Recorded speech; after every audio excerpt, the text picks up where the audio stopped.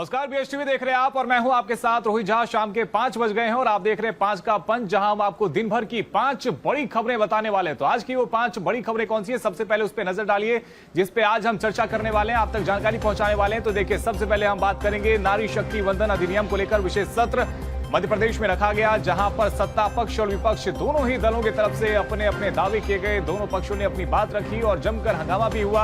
हमने देखा कि विपक्ष और खासतौर पे जो कांग्रेस के विधायक हैं वो किस तरह से ट्रैक्टर ट्रॉली से पहुंचे थे, और साथ ही इस पूरे मामले को लेकर के सरकार की तरफ से ये कहा गया कि विपक्ष महिला आरक्षण के खिलाफ में है, जबकि विपक्ष लगातार ये कह रहा है कि हमने महिला आरक्षण के खिलाफ में कभी भी अपना स्टैंड नहीं रखा, हम महिला आरक्षण के साथ में लेकिन परिसीमन का विरोध कर रहे हैं। वहीं दूसरी तरफ हम बात करने वाले भारतमाला प्रोजेक्ट को लेकर के, क्योंकि इसमें फिर से देखिए जो घोटाला हुआ था उसको लेकर के अब ईडी की दबिश एक बार फिर से देखने को मिली है, कार्रवाई की गई है और पूर्व मंत्री के भतीजे के घर पर छापा पड़ा है। इसमें क्या कुछ निकलकर सामने आया है, क्यों इसको लेकर एक बार फिर से सियासत भी हो रही है, ये तमाम चीजें भी आपको बताने वाले हैं। साथ ही हम बात करने वाले हैं 2 मिनट में ओला उबर पहुंचे तो एम्बुलेंस क्यों नहीं, क्योंकि हाईकोर्ट में जनहित याचिका लगाई गई है जहां पर यह मांग की गई कि यदि 2 मिनट के भीतर में ओला उबर जैसी सर्विस मिल सकती है तो यदि कोई एक्सीडेंट या फिर दुर्घटना का शिकार हो जाता है तो उस तक एम्बुलेंस को पहुंचने में आखिर समय क्यों लग जाता है, इस पर भी हम करेंगे चर्चा। साथ ही हम बात करेंगे रिजल्ट से पहले साइबर ठग सक्रिय हो गए, क्योंकि 10वीं बोर्ड परीक्षा का परिणाम आना है, लेकिन उससे पहले देखिए जो साइबर ठग हैं वो लगातार बच्चों को फोन कर रहे हैं, उनके अभिभावकों को फोन कर रहे हैं और फोन करके धमकी देते हैं। ये कहते हैं कि आपका बच्चा फेल हो गया है और यदि उसे पास करवाना है तो बदले में आपको पैसे देने पड़ेंगे। साथ ही हम बात करने वाले हैं 2 पक्षों के बीच में खूनी संघर्ष हुआ, पुलिस पर में कई सारे आरोप भी लगाए। क्या है पूरा मामला, ये भी आपको हम बताने वाले हैं।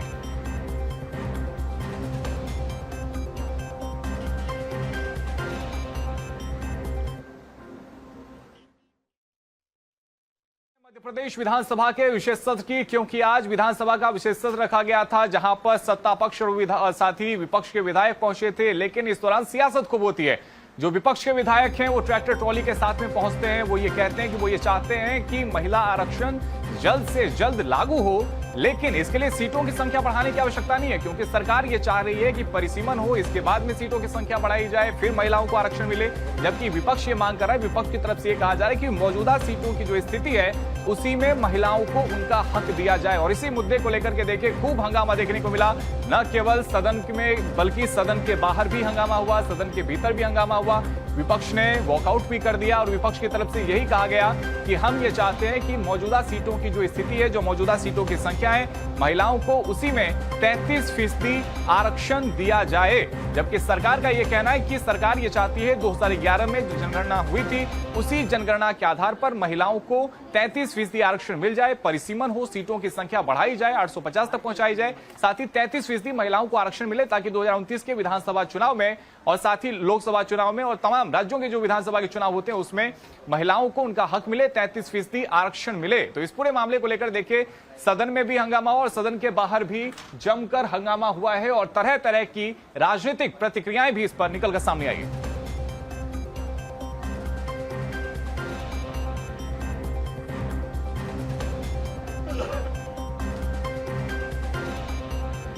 देखिए, नारी शक्ति वंदन अधिनियम के तहत परिसीमन होगा, इसका आधार है सदन में बिल गिरना। देश की महिलाओं के लिए बड़ा झटका है, कृष्णा गौर की तरफ से कहा गया है। उन्होंने कहा है कि बिल का गिरना बहुत बड़ा झटका खासतौर पे महिलाओं के लिए है। और कृष्णा गौर पर कांग्रेस विधायक अजय सिंह का पलटवार भी देखने को मिला है। उन्होंने कहा, अजय सिंह ने यह कहा है कि अच्छा भाषण देने वाले को सीएम मोहन की जगह पर बैठा देना चाहिए। यानी कि देखिए सियासत खूब हो रही है, तरह तरह की बातें कही जा रही है, लेकिन इस सब के बीच में सबसे बड़ा सवाल यही है कि आखिर महिलाओं को 33% आरक्षण कब से मिलेगा। महिलाओं को, जो देश की आधी आबादी है, उनको उनका हक कब मिलेगा, क्योंकि विपक्ष की तरफ से बार बार यह कहा जा रहा है कि जो मौजूदा सीटों की संख्या है उसी में महिलाओं को आरक्षण दिया जाए, जबकि सत्ता पक्ष का यह कहना है कि 2011 की जनगणना के आधार पर दिया जाए ताकि 29 के चुनाव में महिलाओं को उनका हक मिले। और इस पर तरह तरह के बयान भी सामने आए। मोदी जी की मंशा और अभिलाषा इस देश की आधी आबादी को उनके राजनीतिक अधिकार देने की थी।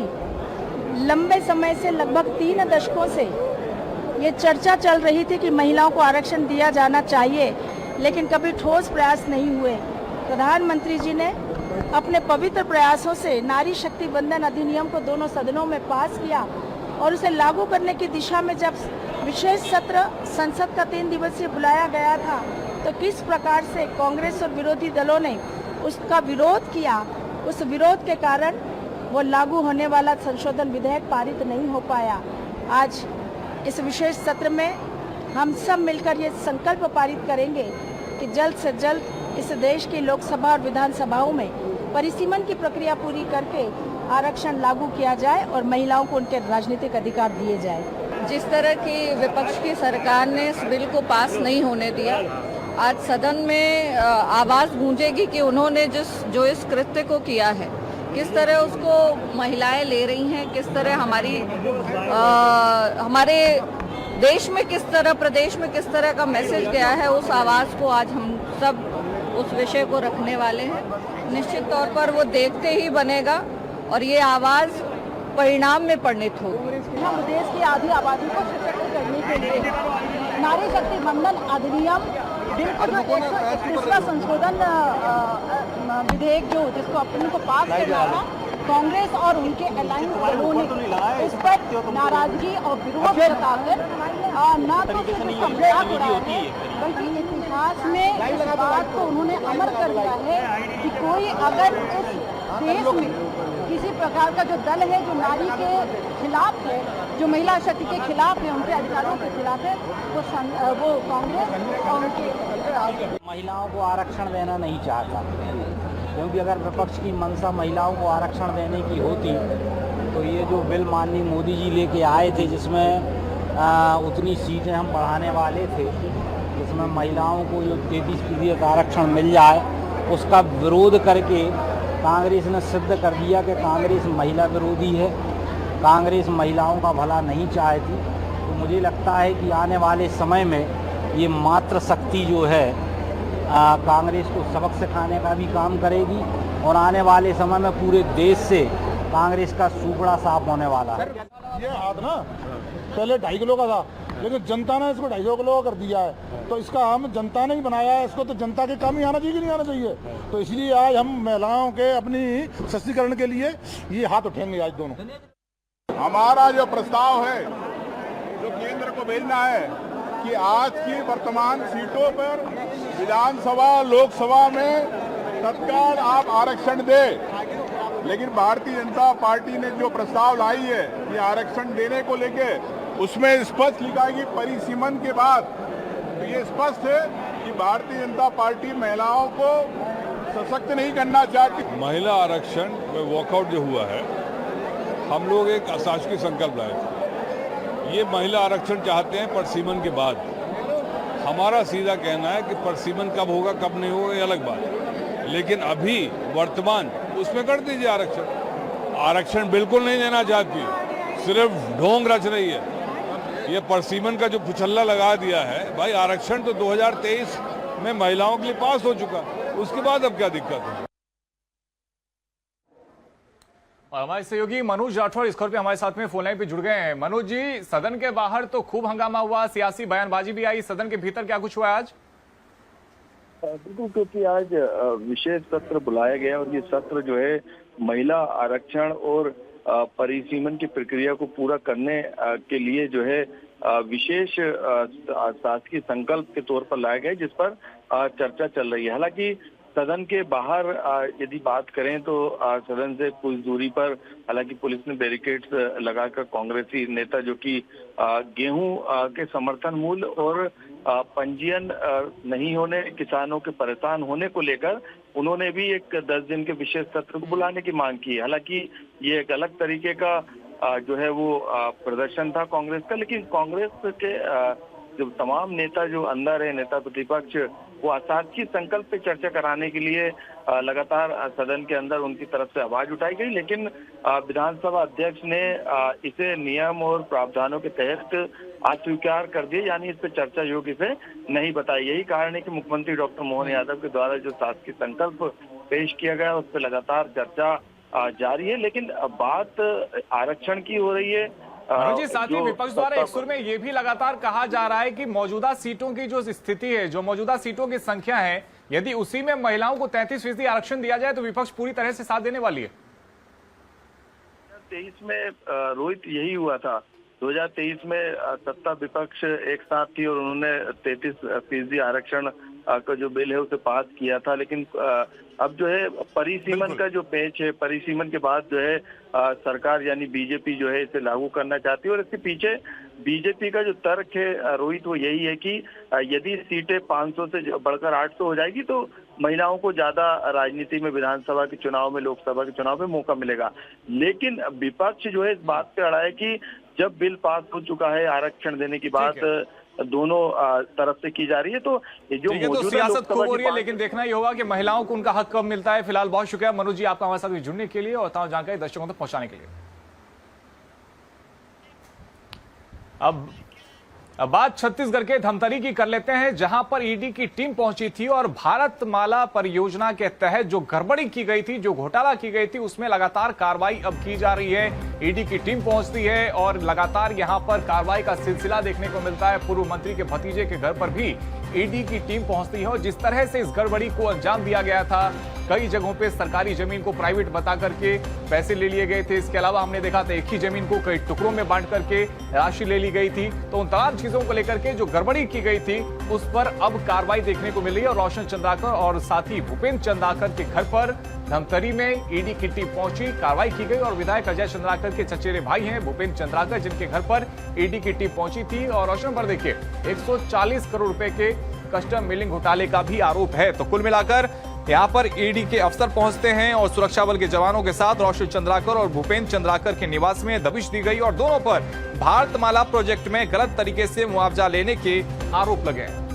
तो देश भर में हाईवे नेटवर्क को विस्तार देने का ये परियोजना है और देखिए आर्थिक कॉरिडोर विकसित करना है, मोदी सरकार का एक ड्रीम प्रोजेक्ट है और केंद्र सरकार की बड़ी इंफ्रास्ट्रक्चर है, इंफ्रास्ट्रक्चर योजना उनकी है। और इसी के तहत देखिए देश भर में इसको विस्तार किया जा रहा, लेकिन गलत तरीके से मुआवजा लेने का आरोप भी लगा।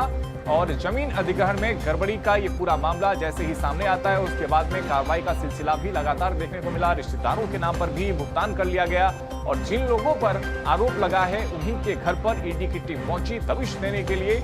और रोशन चंद्राकर को भी जान लीजिए, पूर्व राइस मिल एसोसिएशन के कोषाध्यक्ष हैं, जिनके घर पर ईडी की टीम पहुंची है। 140 करोड़ के कस्टम मिलिंग घोटाले का आरोपी भी रोशन चंद्राकर हैं। इसके अलावा जेल भी जा चुके हैं, लेकिन फिलहाल जमानत पर बाहर हैं और उनके घर पर ईडी की टीम दबिश देने के लिए पहुंची थी।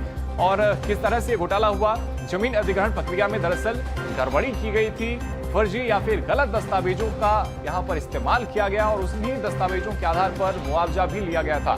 तो रिश्तेदारों के नाम पर जमीन दिखाकर भुगतान कर लिया गया था और जैसे ही गड़बड़ी सामने आती है उसके बाद में केंद्र सरकार भी एक्टिव हो जाती है। इसके साथ ही हम देखते हैं कि राज्य सरकार भी लगातार इस पूरे मामले में सक्रिय होती है और जांच एजेंसियां लगातार कार्रवाई भी इस पूरे मामले में करती है।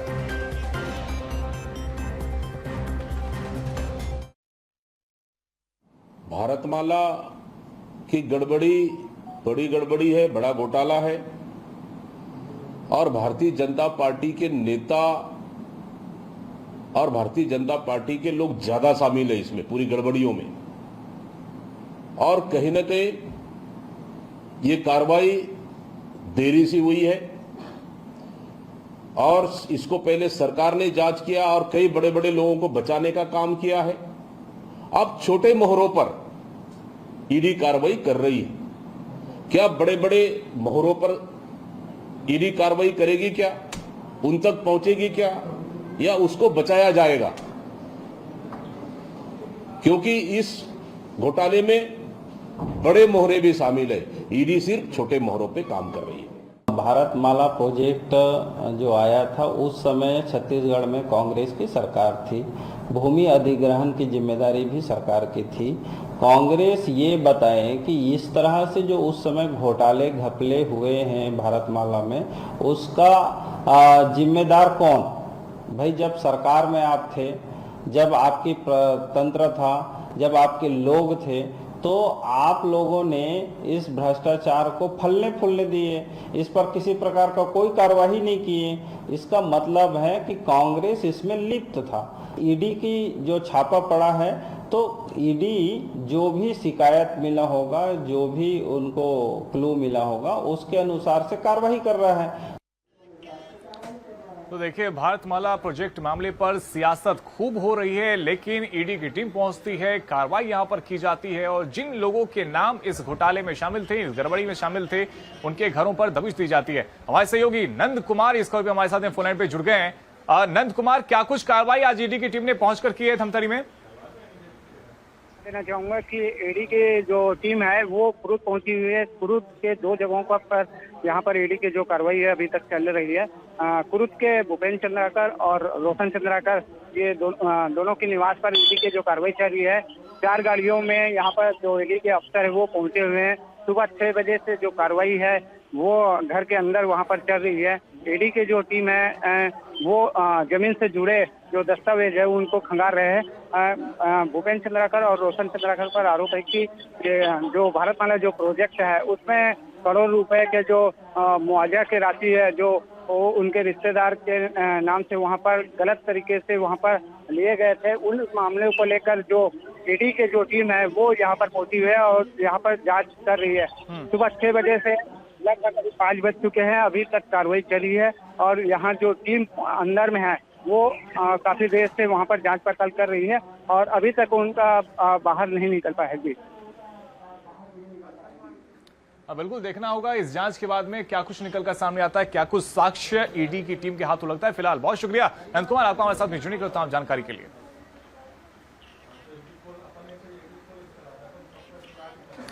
अब देखिए, बात कर लेते हैं एक महत्वपूर्ण खबर की, क्योंकि छत्तीसगढ़ में बोर्ड के एग्जाम हो चुके हैं, रिजल्ट का इंतजार किया जा रहा है, लेकिन 10वीं बोर्ड के परिणाम के सामने आने से पहले ही अब अभिभावकों को फोन लगातार आ रहे हैं। उन्हें ये कहा जा रहा है कि यदि वो पैसे नहीं देते हैं तो उनके बच्चों को फेल कर दिया जाएगा, उनके बच्चों का जो स्कोर है वो अच्छा नहीं है और इसी के नाम पर उनसे पैसों की ठगी की जा रही है। गरियाबंद में भी दरअसल देखिए ऐसा ही एक फोन कॉल आता है और फिंगेश्वर के छात्र से ठगी करने की कोशिश की जाती है। छात्र को फोन करके ये कहा जाता है कि वो एग्जाम में फेल हो चुका है, बदले में यदि वो कोई रकम देता है, कोई एक पैसा उन्हें मुहैया करा देता है तो उनके बच्चों को फेल होने से बचा लिया जाएगा।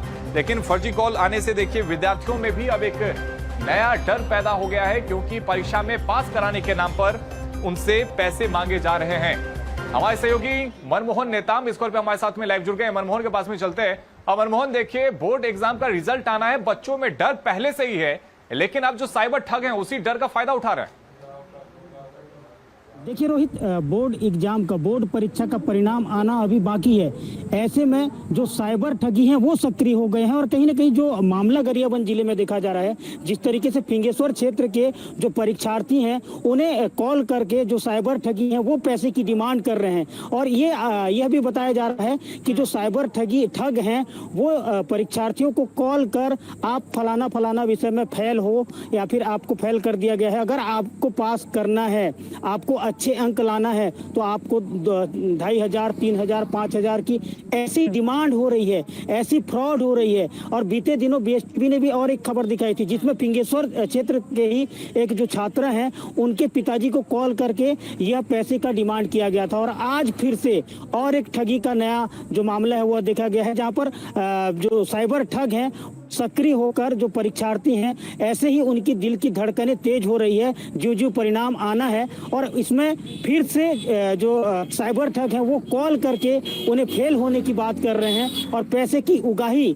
और पैसे का डिमांड किया जा रहा है। ऐसे में इस पूरे मामले पर अब जागरूकता जरूरी है और पुलिस ने तो स्पष्ट तौर पर कहा है कि जो विद्यार्थी हैं और उनके पालक हैं वो किसी भी साइबर ठग के शिकार में ना पड़े। साथ ही साथ बीएसटीवी भी अपील करता है उन सभी परीक्षार्थियों को जो 10वीं और 12वीं की परीक्षा दिए हैं और उनका परिणाम आना है, वे सभी परीक्षार्थी भी, वो सभी छात्र भी जागरूक हो जाएं और इन ठगी करने वालों पर बिल्कुल वो कॉल रिसीव ना करें। और फ्रॉड जिस तरीके से गरियाबंद जिले में हो रही है और जिस तरीके से कॉल आ रहा है कि हम माध्यमिक शिक्षा मंडल से बोल रहे हैं, आपके छात्र, आपके बच्चे फेल हो गए हैं, उन्हें पास अगर कराना चाहते हैं तो आप बहुत अहम भी हो जाता है कि आपने जिस तरह की परीक्षा दी है परिणाम उसी अनुकूल आएंगे, तो डरने या फिर घबराने की आवश्यकता नहीं है। कोई आपको पास या फिर फेल नहीं करवा सकता। फिलहाल बहुत शुक्रिया मनमोहन आपका हमारे साथ जुड़ने के लिए और तमाम जानकारी के लिए।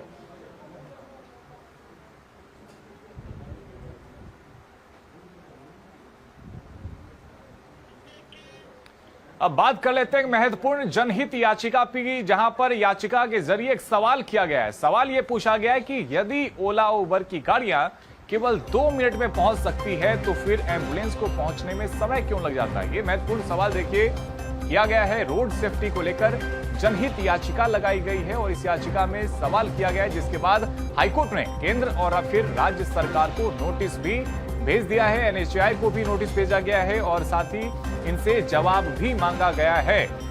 तो रिटायर्ड अधिकारी महावीर सिंह ने याचिका दायर की है और ये सवाल पूछा गया है कि यदि ओला उबर जैसी गाड़ियां केवल 2 मिनट में पहुंच सकती है तो फिर आखिर घायलों को लंबा इंतजार क्यों करना पड़ता है। जब किसी भी घायल को एम्बुलेंस की आवश्यकता पड़े तो उसे क्यों लंबा इंतजार करना पड़ता है, इसको लेकर के सवाल पूछा गया।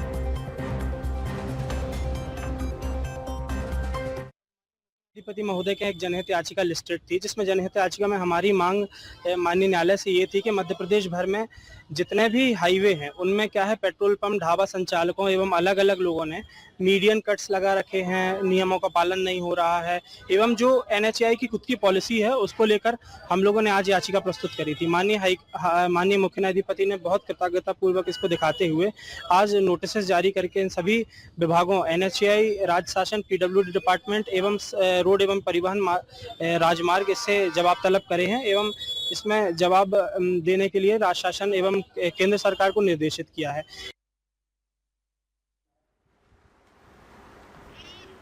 तो देखिए, रोड सेफ्टी को लेकर जनहित याचिका लगाई गई है। हमारे सहयोगी प्रतीक अवस्थी हमारे साथ में फोन लाइन पे जुड़ गए हैं। प्रतीक, जनहित याचिका में जो सवाल पूछा गया है वो बेहद महत्वपूर्ण है, क्योंकि अक्सर हम देखते हैं कि ओला उबर जैसी गाड़ियां 2 मिनट में मिल जाती है, लेकिन जो घायल होते हैं कई बार उनको एम्बुलेंस के लिए लंबा इंतजार करना पड़ जाता है।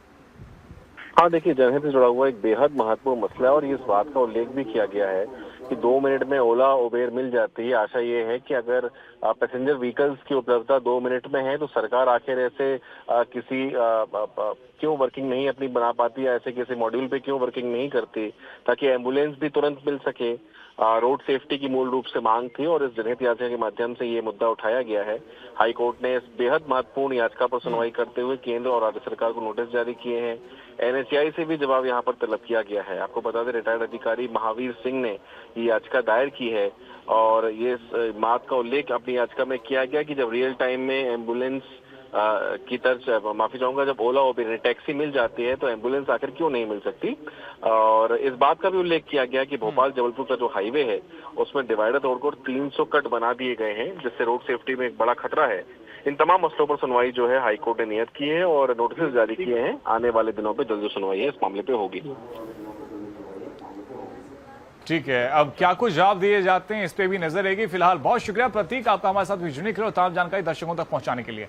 तो बात देवास की कर लेते हैं, जहां पर 2 पक्षों के बीच में विवाद होता है और विवाद देखिए हिंसक रूप ले लेता है, जिसके बाद में 2 पक्षों में मारपीट भी होती है। कई लोग घायल भी हो जाते हैं, अस्पतालों में उन्हें भर्ती कराया जाता है। उसके बाद में पुलिस की टीम भी पहुंचती है, कार्रवाई की जाती है, गिरफ्तारियां भी होती है। लेकिन अब उसी कार्रवाई को लेकर के सवाल भी उठाए गए हैं और यह कहा गया है जो कार्रवाई की गई है उससे जो व्यापारी हैं वो संतुष्ट नहीं है, जो आम नागरिक हैं वो संतुष्ट नहीं है और पुलिस की कार्यप्रणाली पर भी अब सवाल खड़े कर दिए गए। समाज एवं जाट समाज के लोगों के बीच में विवाद हुआ था। जो प्रथम दृष्टया जो फरियादी लोग हैं, अपने धनगर समाज के जो फरियादी हैं दीपेश उर्फ लालू, उसकी तरफ से हमने 4 व्यक्तियों के खिलाफ नामजद जानलेवा हमले की धाराएं, प्राणघातक 307 जो अभी बीएनएस की 109 हो गई है, उसके तहत मामला पंजीबद्ध कर विवेचना में लिया गया है, जिसके तहत हमने अभी 2 आरोपियों राजेश जाट और उसके बेटे को गिरफ्तार कर जेल भेज दिया गया है। तो 5 का 5 में फिलहाल इतना ही। खबरों का सिलसिला जारी है, कल फिर 5 बड़ी खबरों के साथ आएंगे। फिलहाल इस बुलेटिन में इतना ही। खबरों का सिलसिला जारी, आप देखते रहिए BSTV। नमस्कार।